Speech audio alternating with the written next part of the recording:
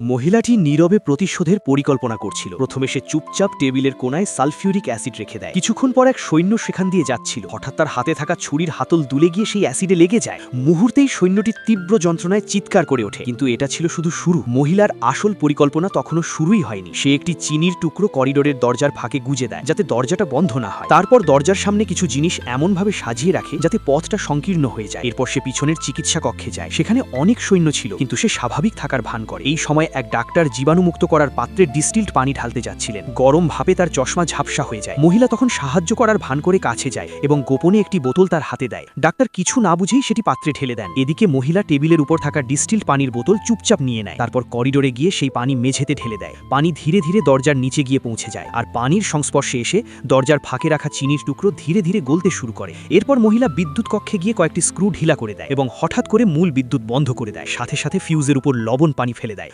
মুহূর্তেই পুরো ভবন অন্ধকার হয়ে যায়। অফিসার সঙ্গে সঙ্গে সৈন্যদের বিদ্যুৎ কক্ষ পরীক্ষা করতে পাঠায়। ঠিক তখনই চিনির টুকরো পুরো গলে যায় এবং ভারী লোহার দরজাটা জোরে বন্ধ হয়ে যায়। অন্ধকারে সৈন্যরা দিশেহারা হয়ে দৌড়াতে থাকে। ধাক্কাধাক্কির মাঝে করিডোরে রাখা অ্যালকোহলের বোতলগুলো পড়ে ভেঙে যায়। মেঝে অ্যালকোহলে ভরে যায় এবং চারদিকে বিশৃঙ্খলা শুরু হয়। আর পরের মুহূর্তেই লণ্ঠনের আগুন মেঝেতে ছড়িয়ে থাকা অ্যালকোহলে লেগে যায়। মুহূর্তের মধ্যেই পুরো করিডোরে ভয়ঙ্কর আগুন ছড়িয়ে পড়ে। সৈন্যরা আতঙ্কে চিৎকার করতে থাকে। আর সেই সময় যে মহিলা এত বড় পরিকল্পনা করেছিল, সে অনেক আগেই শান্তভাবে সেখান থেকে বেরিয়ে গেছে। তার